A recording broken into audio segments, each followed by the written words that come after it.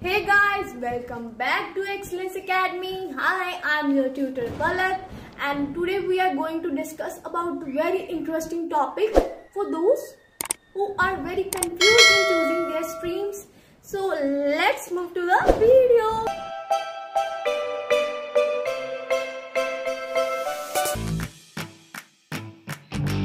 As you guys know, I am a commerce tutor. So today we are going to discuss about the commerce.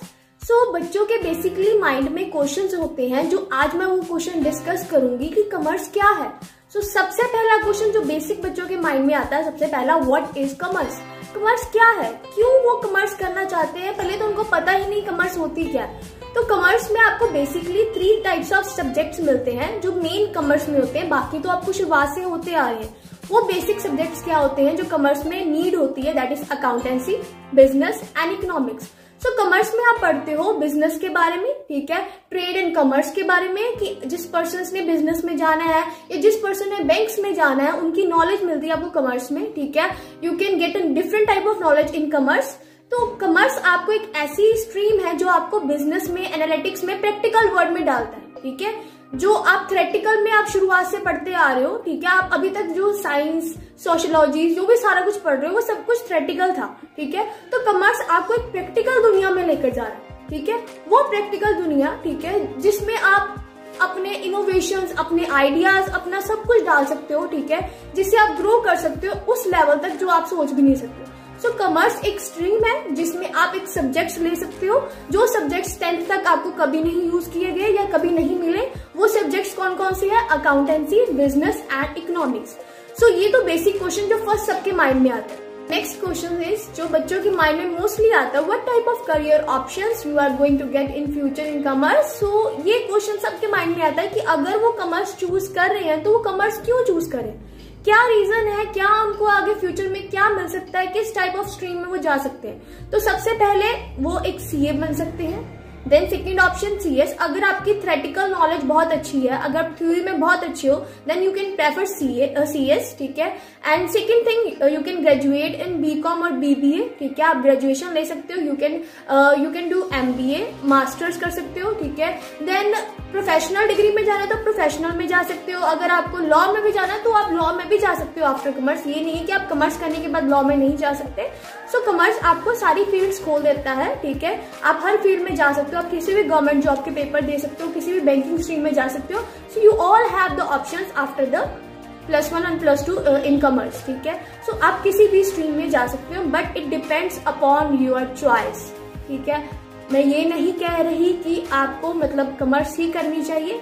आपको आपकी जो इच्छा है आप वो करो, but I am just saying कि अगर आप कमर्स कर रहे हो तो आपको उसके बारे में नॉलेज होनी चाहिए कि कमर्स के बाद आपको क्या क्या फ्यूचर में मिल सकता है, कौन कौन सी स्ट्रीम में आप जा सकते हो, ठीक है. Our third question is what should people usually prefer after completing school.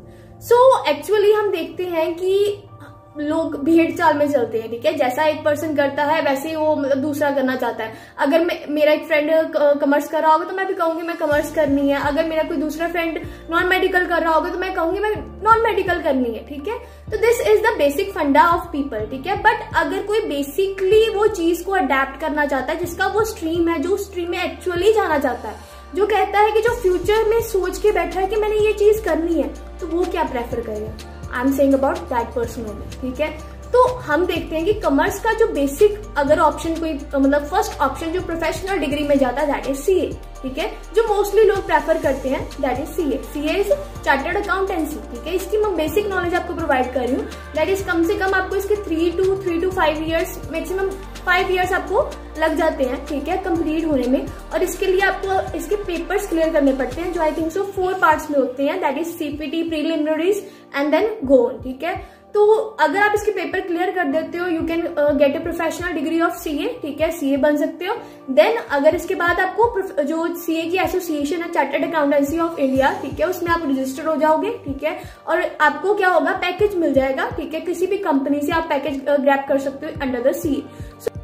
आप सोच रहे हो ना मैं क्या सोच रही हूँ, वही क्वेश्चन जो आपको समझाने वाले. वो क्वेश्चन क्या है, what are the pros and cons of choosing math in your stream. Math को चूज करने के क्या फायदे हैं और क्या नुकसान है, आज हम इनके बारे में बात करेंगे. पहले तो फायदे के बारे में बात करते हैं, बुराई तो बाद में देखी जाएगी. तो फायदा क्या है पहले मैथ को चूज करने का? द फर्स्ट थिंग जो मैथ का फायदा है दैट इज कि अगर आपको कोई भी एग्जाम देना है, जैसे हम देखते हैं बैंकिंग एग्जाम्स होते हैं, कोई भी गवर्नमेंट एग्जाम होता है, उसमें आपको बेसिक नॉलेज होनी चाहिए मैथ की, ठीक है। तो अगर आप मैथ चूज करते हो स्ट्रीम में, वो आपकी बेसिक नॉलेज और इंक्रीज होती है, ठीक है, जिसकी वजह से आप उसको इजिली ग्रैब कर सकते हो। अब आप देखते हो नॉन मेडिकल का स्टूडेंट है, ठीक है, वो इजिली बैंक के एग्जाम कैसे क्लियर कर लेता है। आपने मोस्टली देखा होगा बैंक्स में जाके कि मोस्टली नॉन मेडिकल के स्टूडेंट्स बैंक्स में जॉब कर रहे हैं, बट कॉमर्स के स्टूडेंट तो है ही नहीं। क्यों? क्योंकि उनके पास मैथ की नॉलेज नहीं है, ठीक है। क्योंकि अभी तक हमने जो मैथ पढ़ा होता है वो 10th लेवल तक का होता है, ठीक है। तो 10th लेवल तक के मैथ से आप उस लेवल तक नहीं जा सकते जो उस बैंक्स के एग्जाम में यूज होते हैं, ठीक है। तो ये इसकी गुड थिंग है। अब आते हैं बुरी बातों पे। तो बुरी बात क्या है, ठीक है। अब देखो, अकाउंटेंसी जो ऐसा सब्जेक्ट है ना, उसके बारे में आपको कुछ पता ही नहीं, क्योंकि आप नए हो। आप 10th तक तो साइंस, सोशल वगैरह ये सब कुछ पढ़ते आ रहे हो, हिंदी। अब मैथ पढ़ते आ रहे हो, ठीक है। मैथ भी आपका फैमिलियर सब्जेक्ट है। बट अब बात करते हैं अकाउंटेंसी की, ठीक है। अकाउंटेंसी के बारे में तो आप जानते ही नहीं। आपको तो ये भी नहीं पता अकाउंटेंसी में मतलब क्या क्या चीजें होती हैं, क्यों अकाउंटेंसी करते हैं, क्या इसका फायदा है, सब कुछ ही क्यों, कुछ भी नहीं पता आपको, ठीक है। तो अब सोचो, अगर आपको उसके बारे में कुछ भी नहीं पता, ठीक है, आपको कॉमर्स के बेसिक सब्जेक्ट्स के बारे में कुछ नहीं पता, आपको इकोनॉमिक्स के बारे में नहीं पता, आपको बिजनेस के बारे में नहीं पता, तो तब आपको मैथ चूज करना चाहिए। सोचो देखो कि अगर आप मैथ चूज करते हो, अगर तो आप बहुत इंटेलिजेंट पर्सन हो, आपके पास आपको मैथ इतना पसंद है कि आप कहते हो मैंने तो मैथ रखना है, जैसे मैं थी, ठीक है।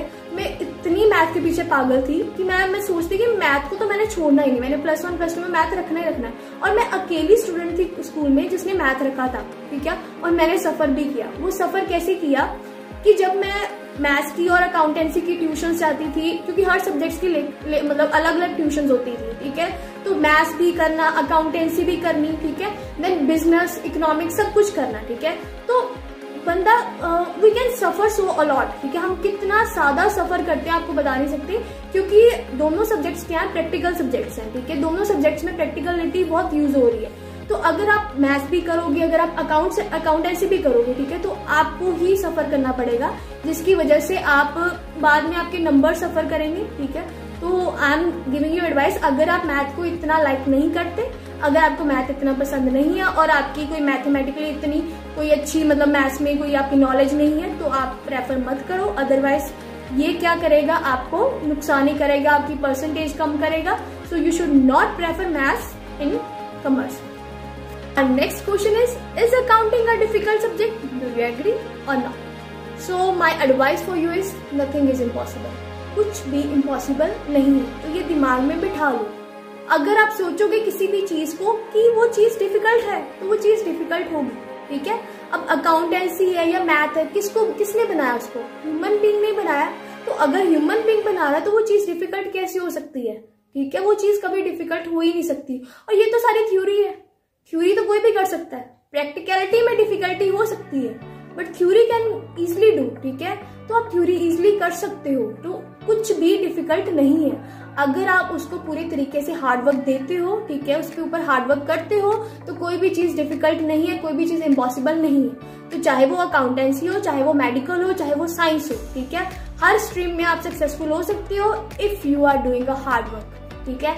So in the end I am concluding this video.